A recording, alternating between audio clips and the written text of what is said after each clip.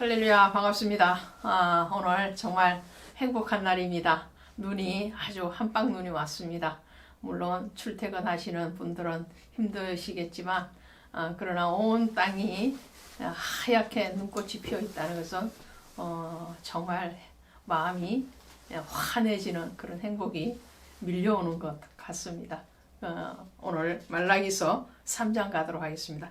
이 3장에 오시면요, 하나님이 이스라엘을 다시 회복시키겠다라는 약속의 메시지를 주세요.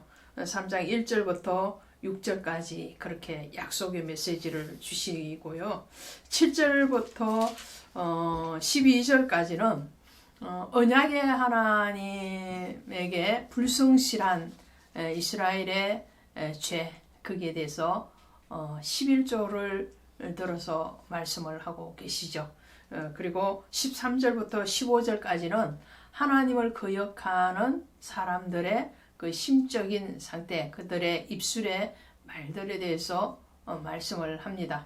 여기에 대비해서 16절부터 18절까지는 하나님을 경외하는 자에게 하나님이 주실 복에 대해서 말씀을 하시면서 이 경외하는 자에게 주는 복이 4장까지 넘어가는 것을 보게 되죠. 자, 오늘 여기서 우리가 이제 은혜를 나눌 텐데 3장 1절부터 3장 12절까지의 말씀을 오늘 이 시간 나누고 나머지는 다음 컷에서 또 말씀을 드리도록 하겠습니다.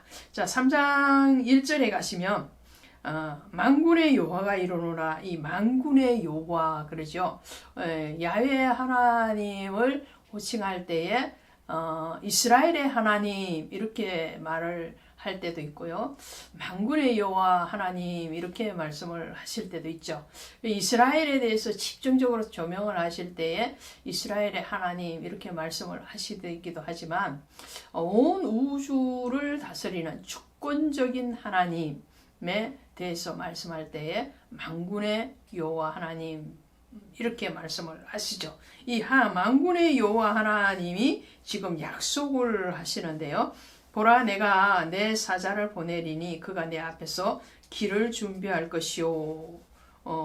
또 너희가 구하는 바 주가 갑자기 그의 성전에 임한. 자, 두 단락으로 1절인데 여호와의 사자인데요. 두 분류의 사자가 있는 거죠.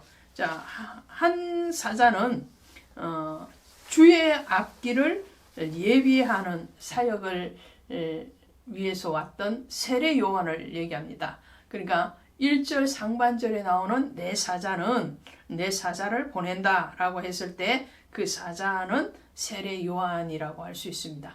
세례 요한이 직접적으로 나는 주의 길을 예비하러 왔다 라고 말을 했을 뿐만 아니라 주님께서 이 본문의 말씀에 대해서 인용하시면서 세례 요한을 말씀을 하시죠. 거기에 대해서 우리는 먼저 인용을 한번 해보면요. 마태복음 11장 11절에 가시면 이렇게 되어 있어요. 마태복음 가셔서 11장 11절에 가시면 내가 진실로 너에게 말하는 여자가 낳은 자 중에 세례 요한보다 큰 이가 일어남이 없도다. 그러나 천국에서 극히 작은 자라도 그보다 크노라 라고 말씀하실 때 이 세례 요한이거든요. 이 세례 요한을 보라, 내가 내 사자를 내 앞에 보내로니 11장 10절부터 말씀을 하는 요한의 사역에 대해서 말을 합니다.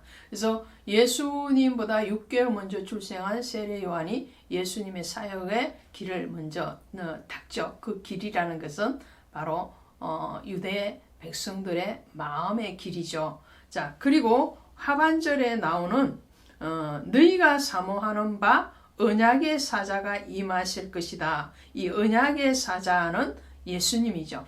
언약의 하나님은 언약이시잖아요. 그래서 성경의 전체적인 줄기를 보면 언약의 하나님이라는 거죠. 창세기에서 언약이 많이 나오죠. 첫 번째 나오는 언약이 선악과 언약이잖아요. 그리고 노아를 통해서 주신 무지개 언약이 있고요.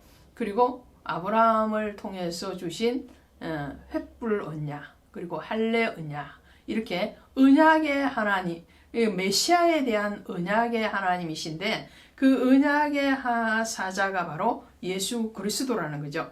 그 언약의 사자가 오셔서 하실 일이 바로 이스라엘을 회복시키시는 거죠.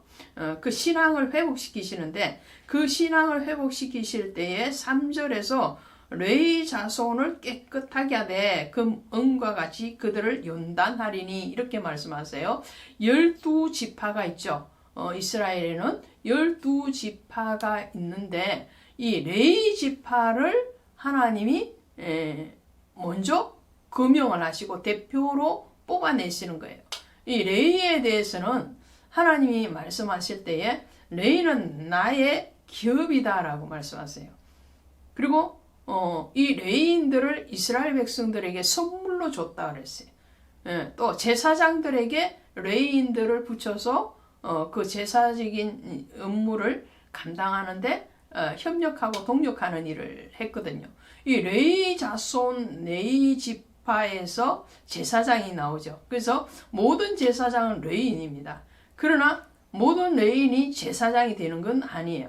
일반 레위인이 있고 그 중에서 아론의 계열만 제사장의 직분을 감당했던 거죠.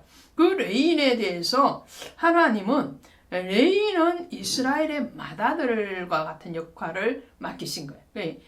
출애굽할 때에 유월절 어린 양의 피를 바른 집 안에 거했던 사람들이 다 맏아들의 죽음, 초태생의 죽음을 면하고 구원을 받았죠. 그 모든 생명의 구원을 받음에 대해서 첫 만물을 하나님께 드리기로 했는데 이스라엘 자손 중에서는 첫 아들인 르우벤을 받으신 것이 아니고 레위 자손을 받았어요. 그래서 그 레위는 영적인 이스라엘의 맏아들이라 할 수 있죠. 그 맏아들이 깨끗해야 된다는 거죠. 맏아들이 깨끗하고 맏아들이 하나님 앞에 드려진다는 것은 이스라엘 전체가 드려지는 그런 개념으로 나오는 거죠. 그러므로 레위 자손을 깨끗하게 하기 위해서 그들을 연단한다는 것은 이스라엘 전체를 연단하고 하나님이 다시 회복시키겠다라는 약속과 같은 거죠.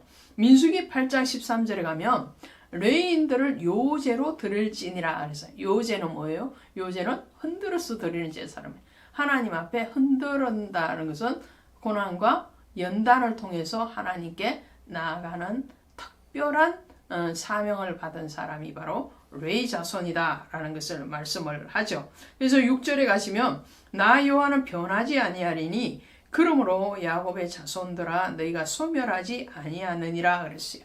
예, 하나님은 변치 않으시는 하나님이에요. 언약에 대해서 하나님이 변하신 적은 한 번도 없어요. 근데 그 언약을 깨트린 자들은 바로 성도였고 하나님의 백성이었던 이스라엘인 유다인들이었다는 것을 말씀을 합니다. 그렇게 변질했던 너희들을 다시 고쳐서 회복해 하시겠다. 너희들을 소멸하지 않겠다. 완전히 멸망시키지 않겠다라는 거죠. 남은 자의 사상이 여기서 또 나오는 거죠. 신앙을 하나님 앞에 받아서 그 신앙을 굳세게 지킨 하나님 앞에 택함을 받은 그 이스라엘 백성들, 오늘날 성도들을 통해서 하나님은 다시 하나님의 나라를 세우실 것이고 만군의 여호와이심을 선포하실 것이다 라는 말씀입니다. 그러면서 7절부터 가시면 이스라엘 백성들이 다시 묻습니다. 8절에 가시면 7절 8절에 두 번이나 묻죠. 7절에 너희가 이러기를 우리가 어떻게 하여야 돌아가리까? 사람이 어찌 하나님의 것을 도둑질을 하겠느냐? 우문현답이라는 거죠. 이스라엘 백성들은 어리석은 질문을 계속하는 거예요. 우리가 어떻게 하나님을 떠났습니까? 어떻게 하나님께 돌아가겠습니까? 어떻게 하나님 것을 도둑질했습니까? 이런 자신들이 저지른 죄에 대해서 전혀 감각이 없는 그런 어리석은 질문들을 하는 데 대해서 하나님은 현명한 답변으로 하시는 거예요. 그 답변 중에 하나가 뭐냐? 너희가 하나님의 것을 도둑질하겠느냐?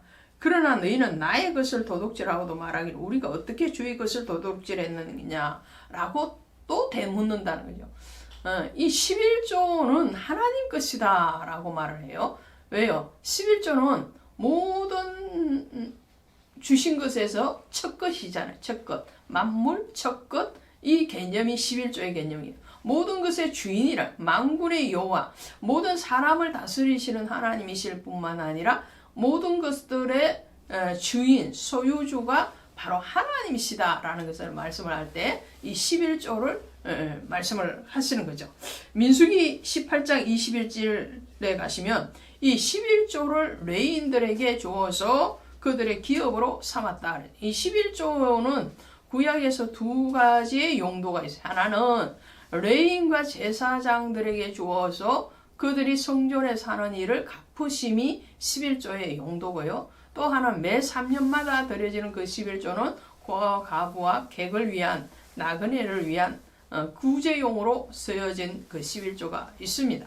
이 11조를 통해서 하나님의 사람들의 어떤 생계에 대해서 보장을 하실 뿐만 아니라 하나님의 은혜, 긍휼, 사랑에 대해서 섬김의 사용으로 이 11조를 사용하였고 그 목적의 사용의 중요성 못지않게 중요한 것은 그 11조 자체가 하나님 앞에 구별된 자가 드리는 구별된 신앙의 표시라는 거죠.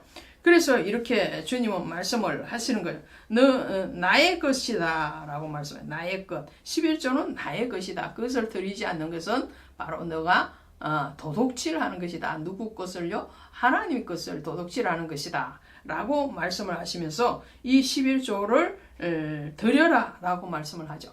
그러면 신약에 와서 지금의 11조의 제도는 어떨까요?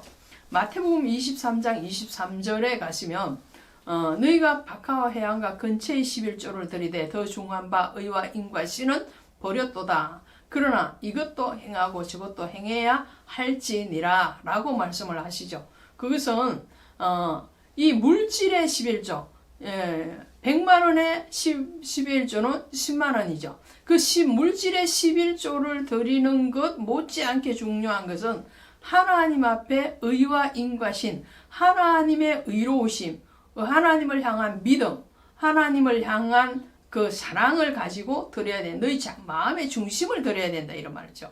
자, 중심이 빠진 물질도 맞지 않고요. 물질 없는 중심도 맞지 않다는 거죠. 그래서 내 보물이 있는 곳에 내 마음이 있느니라. 마태복음 6장 21절에 그렇게 말씀해요. 보물과 마음이 같이 가야 된다라고 말씀을 하시는 거죠. 자, 오늘 여러분에게 있어서 가장 중요한 것, 그리고 가장 소중한 것, 그 첫 것이 무엇입니까? 여러분의 첫사랑, 첫마음 뿐만 아니라 여러분의 삶에서 모든 주인 되심이 하나님이시라는 것을 고백하는 그런 마음과 몸과 물질이 하나 되어지는 축복과 은혜가 있기를 주 예수의 이름으로 축원드립니다. 고맙습니다.